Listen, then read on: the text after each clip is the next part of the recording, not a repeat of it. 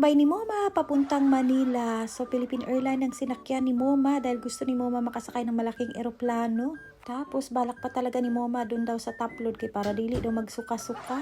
Eto talaga ang Moma nyo, no? Nakailang beses na nakasakay ng eroplano pero ganun pa rin. O sige, pag happy-happy diha kay taod-taod na agad magsuka ani ron. Sa paglalakbay ni Moma papuntang Maynila ay 4 na araw pala yan na walang tulog ang Moma nyo dahil laging inaatake ng kanyang insomnia. Pangiti-ngiti lang dyan ang Moma nyo pero sa totoo lang meron na talagang karamdaman yan dahil inatake na ng kanyang vertigo. Kaya heto na, sinisikir na ni Moma kung saan siya susuka kay maglugwa lagi ang suka ani ron. Buti na lang mga kamoma, lahat ng airline meron silang paganito kung saan ang mga palasuka, diha gyud sila magsuka. Then, nagbigay din po pala sila ng pang-snack mga kamuma. So, chichirya. Dati, ang gusto ko yung snack nila, yung may patinapay-tinapay ba. Kasi katos siya mo to'y tambal yun sa gutom. Pero kanina, samot yun ta magsukaan ni pag mauni atong kaunon. Ito talagang pagkahambog ng muma nyo, no? Dahil nasasayangan sa kanyang pambayad dito sa eroplano. Kaya ang ginawa, uminom ng tea. Tapos, nagdala pa talaga ng baonan ang mama nyo. Then, sinusubuan ko tong katabi ko kay Luoy man. Panilagi sa umaga na wala pang gana mag-breakfast ba. Kaya yun, ginawa na lang namin ng kantin dito sa loob ng eroplano. Siyempre, may anting-anting pa ang mama nyo, yung white flower. Katabi niya yan lagi sa upuan. At eto na nga paglipad ng eroplano. So, sumuka na talaga ang mama nyo. Wala na yun intawon siya sa mood ng luya na. Eto kasi ang mama nyo, kapag nagta-travel yan, kailangan condition lagi yan. Kailangan maganda yung tulog. Pero kapag hindi, yan yung resulta. Pag nakaibation, no, maganda pala nga talaga pag dito ka sa business class, yun ay kung afford mo. Pero pagka hindi, better luck next time na lang. Eto na at bumaba na si Moma sa eroplano. So sarap sa feeling dahil nakakita na ako ng lupa. Wala na si Moma sa himpapawid. So masarap ng pakiramdam yan. Pero promise, nagsuka-suka gihapon na. Kay sige nagpangita og CR. Lain gihapon yung paminaw. At eto na nga dumating na kami ng early dito sa hotel. So hindi pa kami pwede mag-check-in mga kamuma. Kaya dito muna kami magtambay sa labas. Dahil nga maaga yung dating namin at yung check-in time namin ay around 2 p.m. Kaya nag-decide muna kami, nakakain muna kami dito sa restaurant dahil nga ang mama nyo gusto na talaga makahigop ng sabaw. Naghahanap sana si mama ng balbakwa or lauoy. Wa man na intawon sila lauoy dito og balbakwa no pag check na mo na. Dirita sa affordable sa 375 pero meron din dito pag kaya ng bulsa mo na ay 85k. Dito sa 85k ko ba pwede na ako dito magpaayos ng bahay. Pero kung milyonarya ka then why not? So kaya na nimo oh.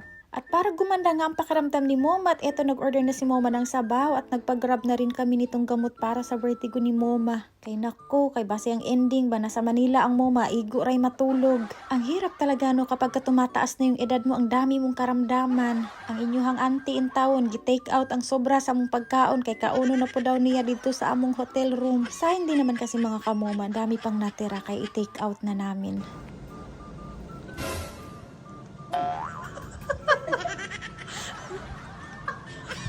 Dito. Saan? Yun, ito.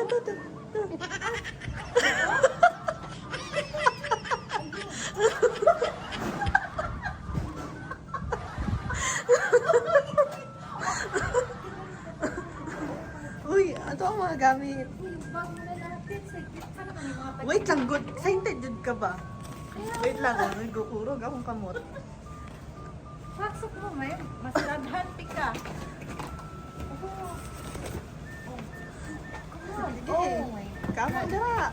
Moma. Pero iimo jud ko pakabangon.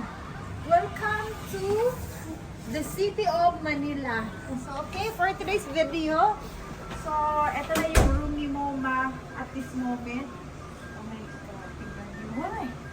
Ali dere mga bawa.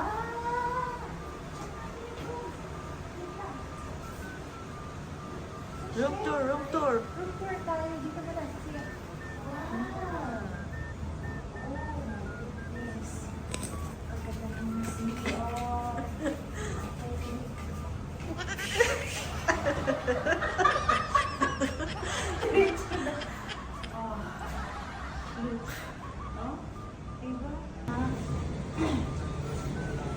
And meron kami twin bed.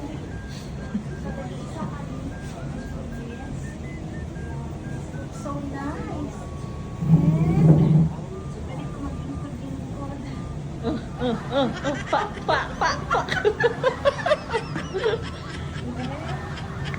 We have big television.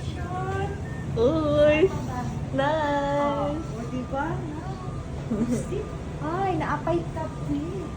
Uy, wala doon sa Mindanao. Dali mo yan pa uwi. Oh, may tubig pa.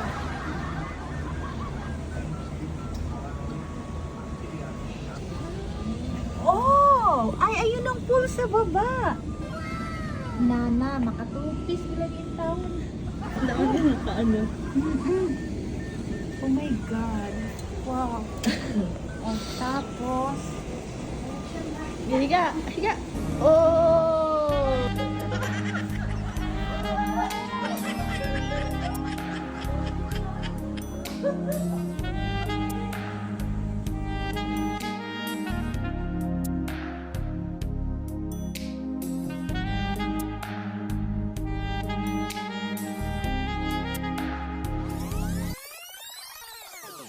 Okay, tapos na ang moment. So, ayun, very happy na nga ang Moma dahil nakainom nga siya ng gamot. So, ayan, after nga, nakarelax. So, pumunta na kami dito sa SM MOA, mga kamoma. Dahil dito kasi kami kakain ng dinner, mga kamoma, at dito kami mag-chill-chill, magpalipas ng gabi. At i-check ko din pala yung pera na tinapon namin dito ni Apa, mga kamoma, ay baka dumami na at pwede na namin harvestin. Then ayun, pagtingin ko nga mga kamoma, sus, perte naman na idaghan na sa mga coins, diri idaghan kay barayan no, kung pwede lang unta mo salom diri maglangoy ba. Kaya dyan na lang muna natin ilagay mga kamoma para mas lalo pa siyang dumami next time. Magdala na lang ako ng extra damit kay para pwede ako magpabasa dun ba. Kahit pa paano no, very happy ang Moma kay nakagawas siya ng Moma sa lungga kasi minsan kailangan din kasi natin mag-break. Kaya ito yung sinasabi ko sa inyo mga kamoma na LDR talaga kami ni Apa sa Valentine's. Gusto ko sana bilhin yung damit kaso ang mahal. Kaya dumiretso na kami dito sa labas mga kamoma para magtambay-tambay, magkain-kain, mag-chill-chill. Then may nakita akong pusa. Then sakto nga talaga mga kamoma, pagpasok namin dito sa loob ng restaurant ay abay may nakakilala kay Moma mo. It means na yun ay nakaila kang Moma no. Thank you so much sa mga nag-follow kay Moma. So baka pupunta kayo ng MOA mga kamoma, katabi lang ito ng Paddy's Point.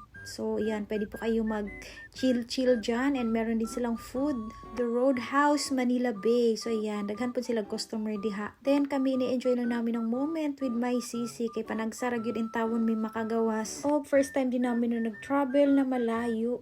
Kung naalamangod kay kapalit og ticket no, why not? Nausahay, kailangan jud nato i-treat ang atong sarili. Tapos, ayan, nagpadis mi mga kamoma kay gimingaw jud ko in tawon aning padis pero wa mo jud namon na nahurot kay naguli man mi dayon kay naay nakabutang na warning, please do not feed or touch stray cats. So kaya umuwi na lang kami oy. At eto na nga yung kailangan ko mga kamoma, buti na lang meron silang efficacent oil ang kailangan ni Moma sa travel. Lahira gyud mo travel ning idaran. Oy, hanggang dito na muna.